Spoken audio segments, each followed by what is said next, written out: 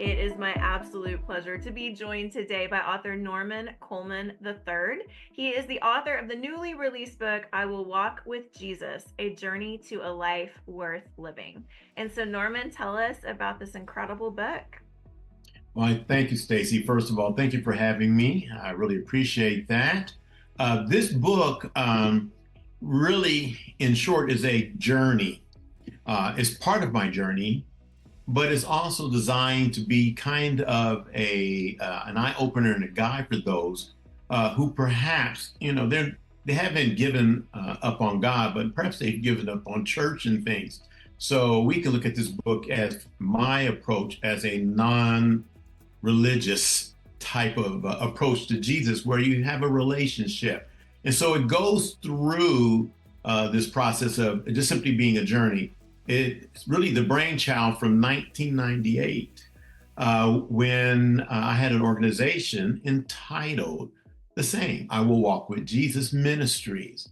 And it's really based on the premise of no one should ask the question, what would Jesus do? You can read about that. So instead of doing that, why don't you answer a different question? Will you walk with him so that your life can be transformed in such a way that you can experience the kind of joy and peace that you see on many people's faces? And you go up and ask them, and then they might be tied, tongue tied, or they'll just simply say, "Oh, it's Jesus," and that's how I normally answer it, unless they want to get into a conversation. But it really was the brainchild going back in 1998 when I had an organization. I was in front of God, and when you're in front of God as a younger pastor, then ready to quit everything, and the Lord said, "No, you're not going to do that." So 20 some odd years later, the Spirit in many ways just simply said, "Hey, Norman, you can write the book now." I remember looking up and going, "Really?" And so I sat down in December of 2023. It was done by May. And that's why I knew it Wow. was of God. I'm here going, I would go into a coffee shop, put my headset on, and I would have my laptop there and I'm typing away. And when I sensed that I wasn't hearing from God, and when I say that, some people think that's weird. It's really not. If I have to force it, really think about it in some very hard way, then I just simply stopped typing and I understood that I was done for the day. And Totally so makes sense. Yes. I wait, and the next time I would come in, I'd pray. I had my meditation music on in the background so nobody else could disturb me. And then I would start typing again until I sensed that I'm doing all the talking and I'm not listening. And I would stop again until such time as I just simply knew that the book was complete. That is incredible. And I love the message with this because I think there's kind of a shift in some of the way churches and the way there's a shift of people realizing there is a difference between religion versus relationship. And I Right. think that there's such I've noticed that more and more that's becoming more prevalent.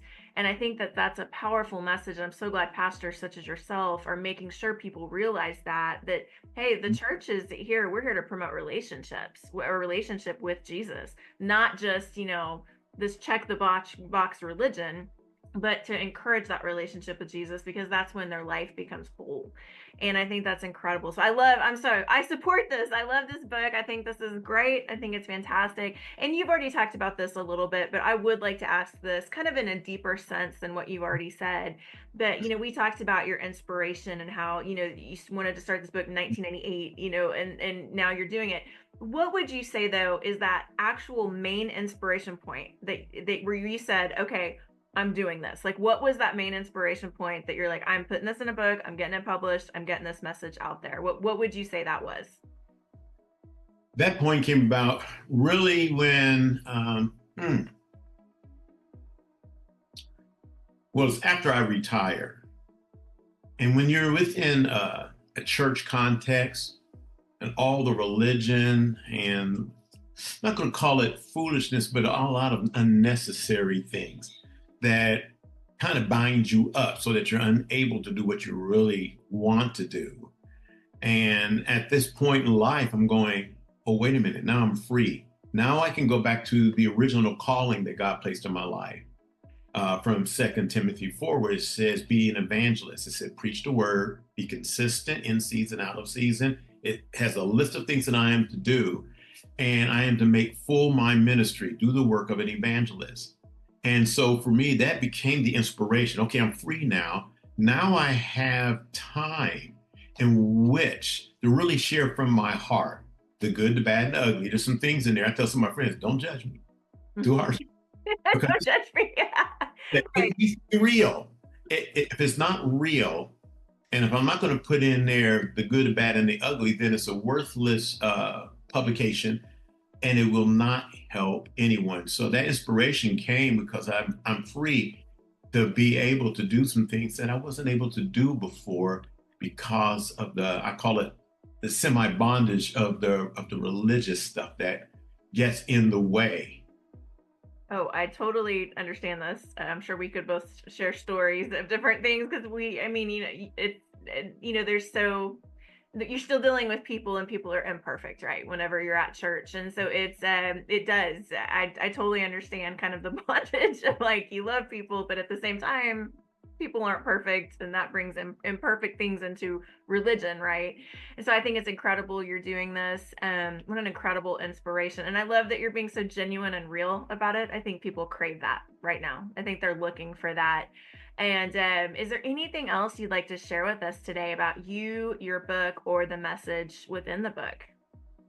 Right now, I have not an organization. I don't believe God's pointing me in that direction because I can do a lot more without trying to manage, some formal group.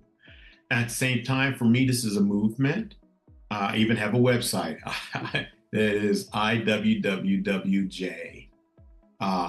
And so people can get on there and they can look. I mean, I have what I call walking points. And so it's still kind of work in process.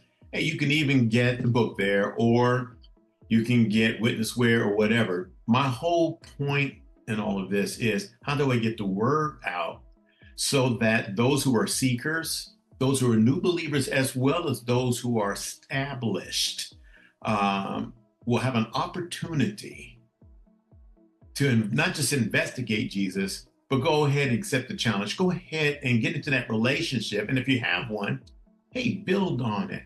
Relationships happen when two come together and they're conversing, they're laughing together, they're crying together, they're walking together, they get mad together.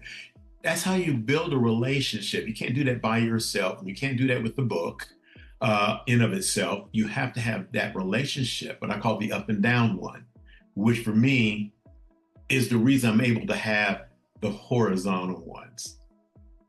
Totally makes sense. Oh no, it absolutely makes sense. And I just think this is incredible.